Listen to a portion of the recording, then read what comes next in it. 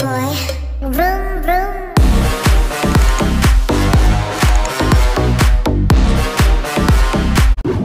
Simulan natin ang serye kay Kyungko at Jin Ian na nakita ang flyer ng nawawalang estudyante na si Lee Dong-jae na mahigit isang taon nang nawawala.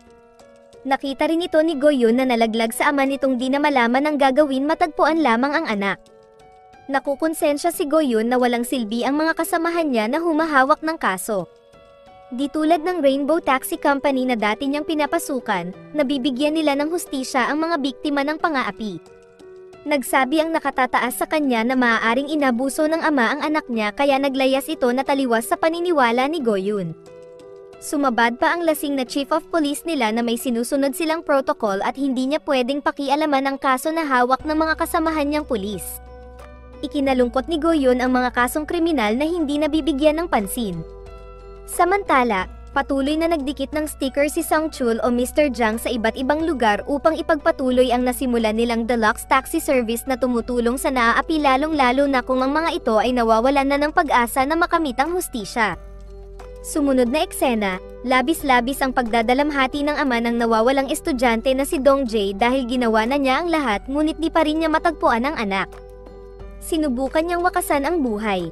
Gayunpaman, nakita niya ang advertisement ng deluxe taxi service na may slogan na, "Don't die, get revenge, we'll do it for you."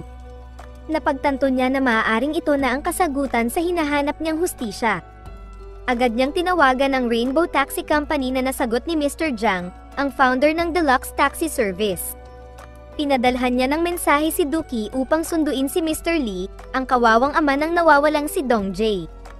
Parang wala sa sarili si Mr. Lee nang sunduin ito ni Dookie gamit ang deluxe taxi.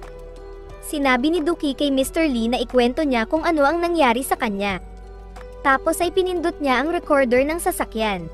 Napahagulgol si Mr. Lee bago nito simulan ang kwento nilang mag-ama. Bata pa ang kanyang anak nang mamatay ang asawa niya. Pinalaki niya ang anak habang pinapatakbo ang maliit na negosyo. Napalaki niya itong mabait at masunuring bata. Dumating ang panahon na humina ang negosyo nila kaya hindi siya makapagbayad ng renta. Nagbanta ang may-ari ng shop na palalayasin sila kung hindi siya makakapagbayad. Naawa si Dong-jae sa ama nang marinig niya ang pagsusumamo nito sa may-ari ng tindahan na tirahan din nila. Pagpasok ng ama sa shop ay nagsabi si Dong-jae na mag-a-abroad siya bilang exchange student dahil nakatanggap siya ng scholarship at libreng dorm. Sa kagustuhan ng ama na mapabuti ang pag-aaral ng anak ay pinayagan niya itong tanggapin ang oportunidad. Bago mag-abroad ang anak ay pinamili niya ito ng desenteng damit tapos ay hinatid niya ito sa airport. Sa umpisa ay araw-araw silang nag-uusap ng anak, ngunit isang araw ay kinutuban siya ng masama nang hindi na niya ito makontak ng mahigit 2 linggo. Nagtataka siya kung ano kaya ang posibleng dahilan. Nang minsang mapadaan ang may-ari ng pwesto ay hindi siya siningil nito. Sinabi ng may-ari na nagbayad na ang anak niyang si Dong-jae sa kanya kaya nagtaka si Mr. Lee kung saan nakakuha ng pera ang anak. Kinabukasan ay nalaman ni Mr. Lee sa mga kaeskwela ng anak niya na nagsinungaling si Dong-jae dahil tumigil ito sa pag-aaral upang makapagtrabaho sa Vietnam. Sinabi pa ng isang estudyante na nabawi nito ang tuition fee at maaaring iyon ang pinambayad sa renta ng shop nila bago ito umalis. Nakumpirma niya na hindi exchange student sa Vietnam ang anak kundi empleyado sa kumpanya nang makita niya ang employment contract nito. Agad niyang min-message ang anak na itigil ang trabaho at umuwi sa lalong madaling panahon.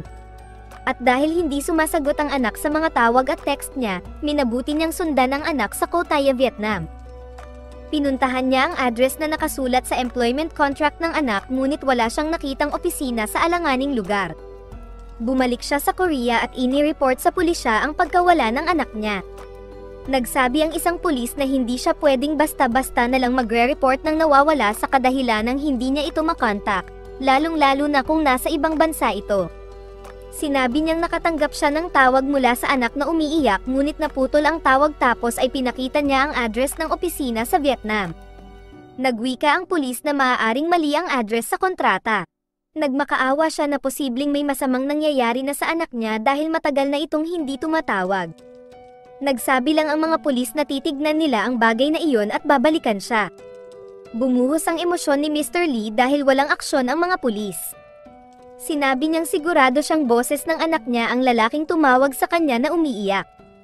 Nagsabi ang Chief of Police na tumawag ang anak niya sa embassy na nagsasabing ayaw niyang kontakin siya ng ama at karapatan niya iyon dahil nasa tamang edad na ito. Hindi naniniwala si Mr. Lee na sinabi ng anak niya iyon. At dahil alam niyang walang magagawa ang mga pulis sa kaso ng anak niya, nagwika siya na lang ang maghahanap sa anak niya sa Vietnam.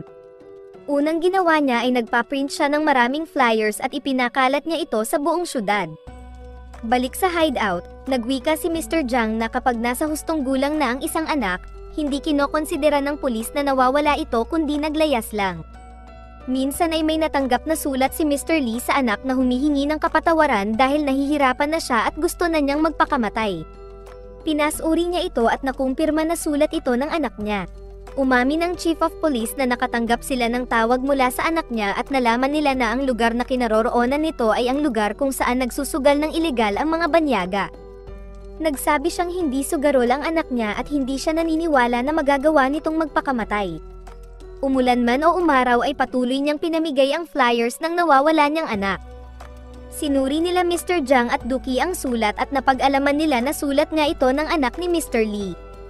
Gayunpaman, naniniwala silang isinulat ito ni Dong Jae ng labag sa kanyang kagustuhan dahil nalaman ni Duki na may nakatagong mensahe sa ibaba ng sulat.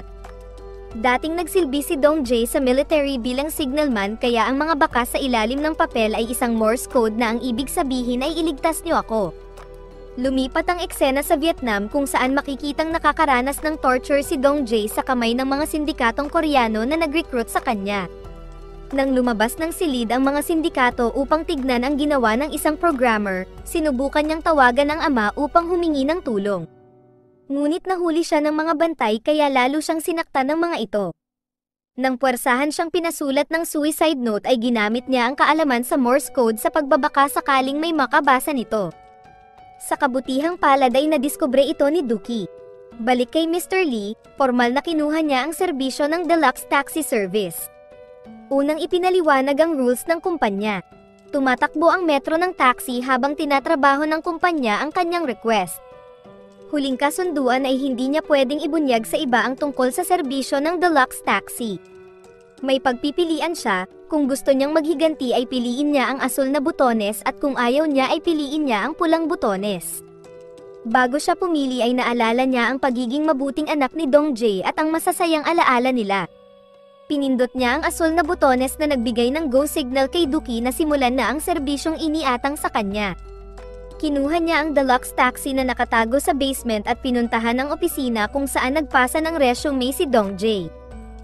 Katuang niya si Mr. Jiang sa misyon na iyon. Napag-alaman ni Duki na ang head office ng pinag-applyan ni Dong Jae sa Korea ay isang abandonadong gusali. Hindi nawala ng pag-asa si Duki at inalam ang pattern ng job listings kung saan posibleng nag-apply si Dong Jae.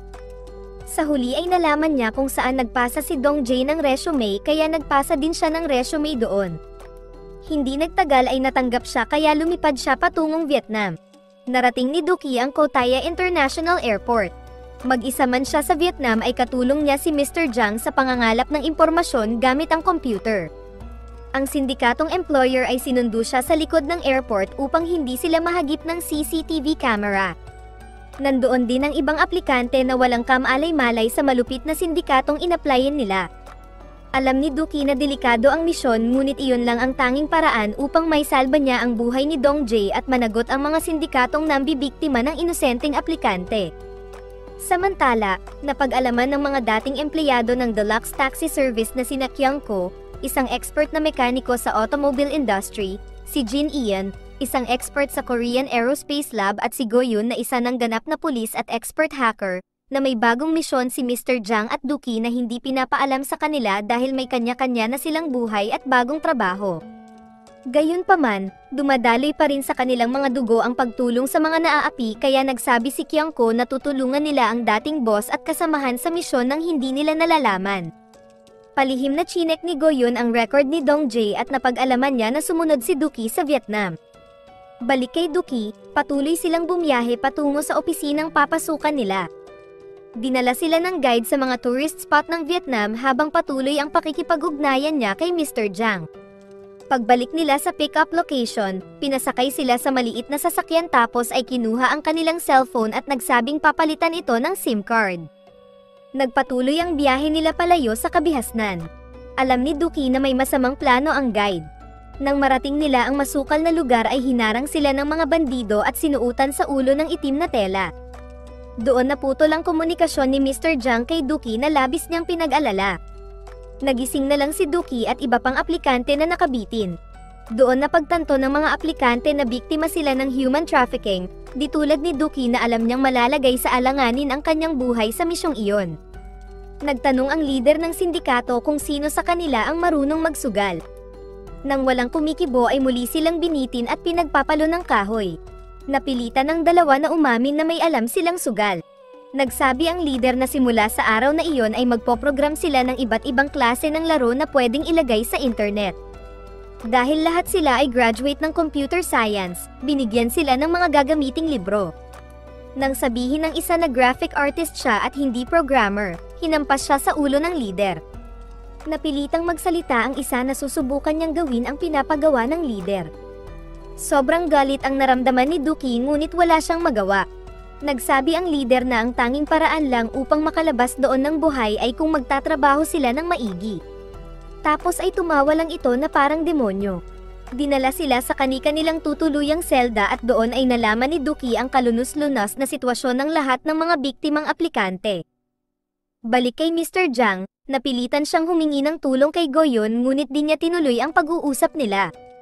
Doon nakumpirma ni Goyon na muling binuhay ni Mr. Jiang ang deluxe taxi service nang hindi ipinapaalam sa mga dating miyembro nito.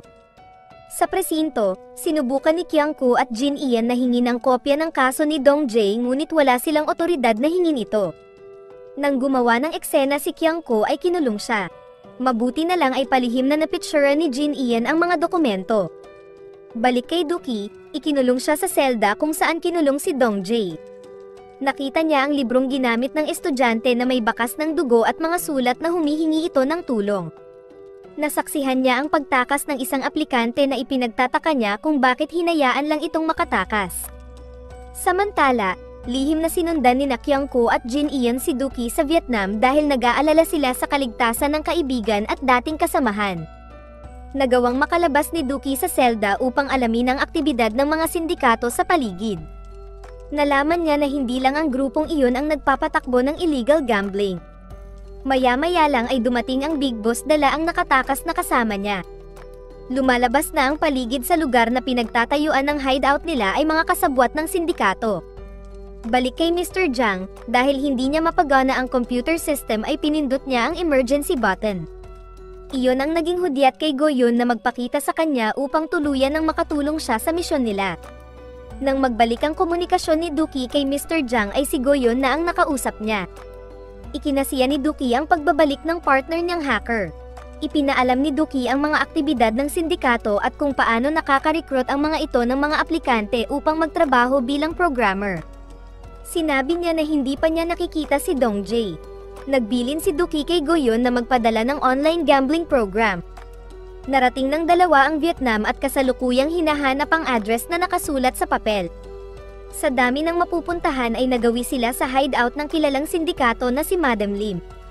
Mabuti na lang ay nakatakbo sila palabas bago sila mapansin ngunit naiwan nila ang kanilang bagahe at pera doon. Samantala sa selda ni Duki, tinanong siya ng mga tulisan kung may nagawa na siya. Taas noon niyang ipinagyabang ang nagawang laro.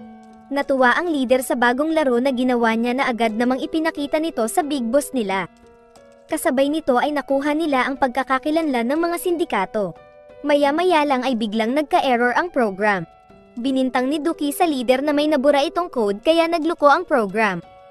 Nagalit ang Big Boss at nagpagawa ng bagong program kay Duki. Gusto ng Big Boss na makita ni Duki at isa pa ang pagputol sa paa ng kasama nilang nagtangkang tumakas upang hindi nila gayahin ito. Pinigilan ni Duki ang gagawin ng leader at nagdahilan na kailangan niya ang kasanayan ng dalawa sa graphic design upang makagawa siya ng mas magandang program.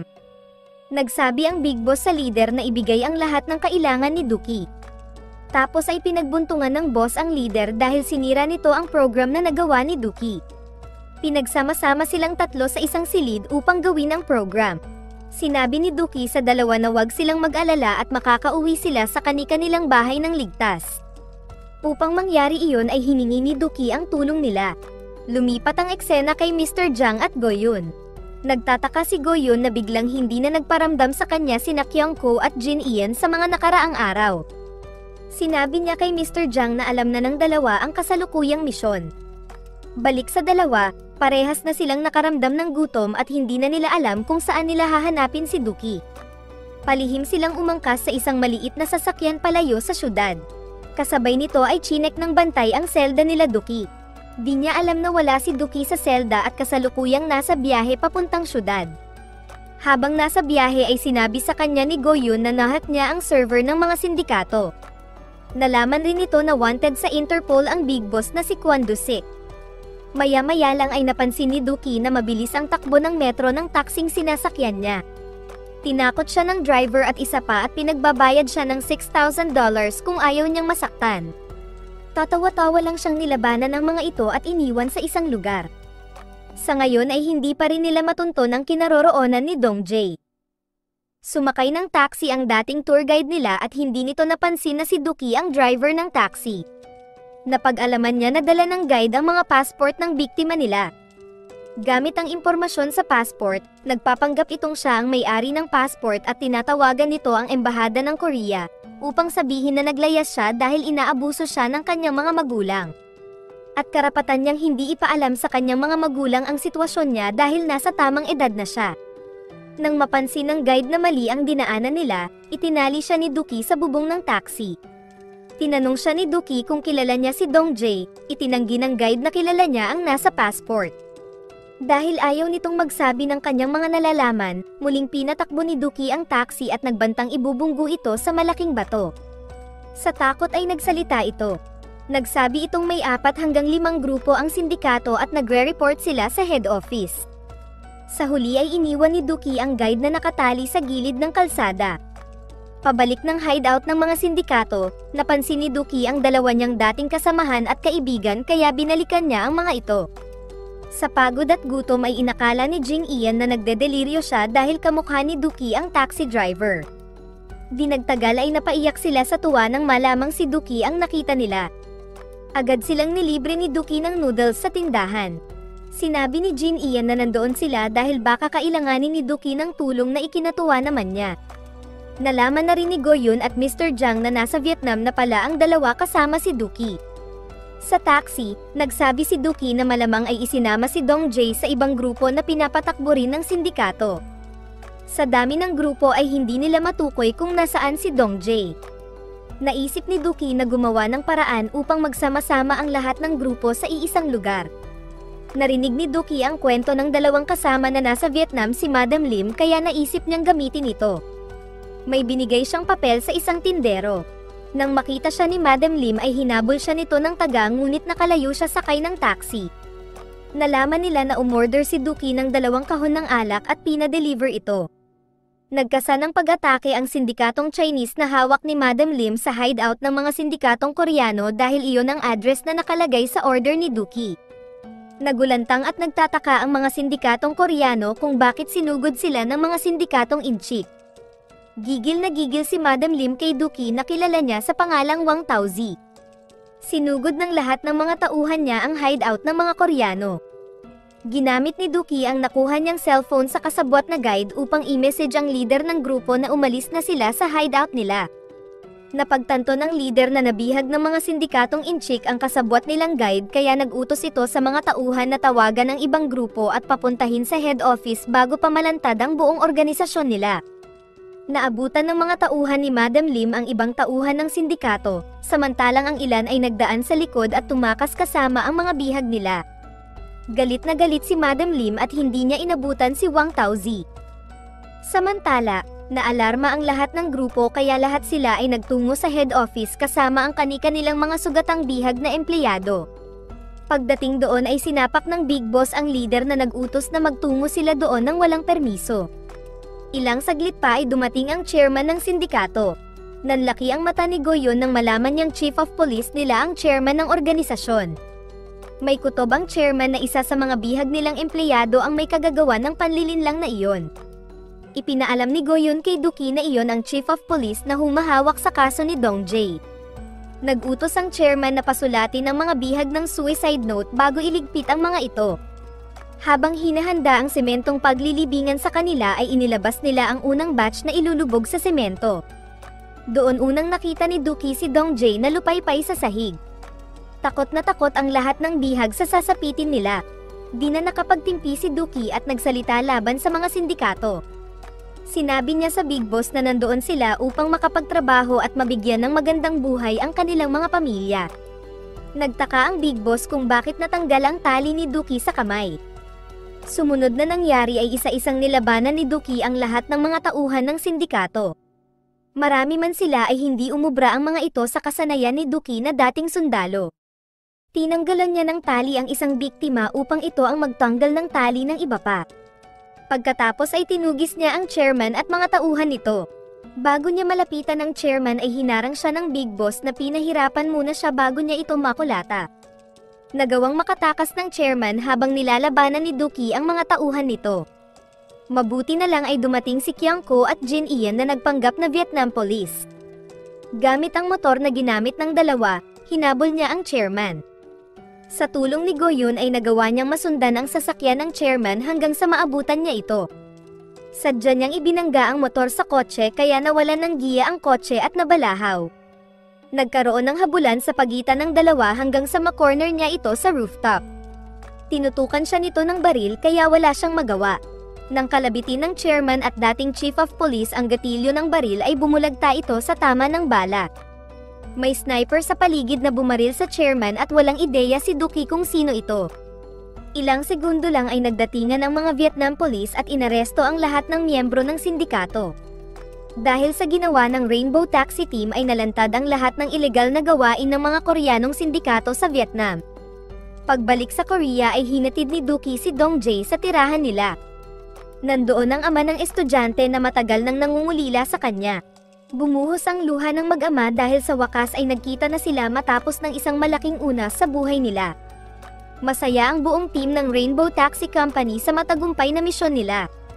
Sa huling eksena, napagdesisyonan ni Go Yoon, Kyung Ko at Jin Ian na mag-resign sa kani-kanilang trabaho upang makabalik sa dating trabaho nila sa Rainbow Taxi Company bilang tagapagtanggol ng mga naaapi.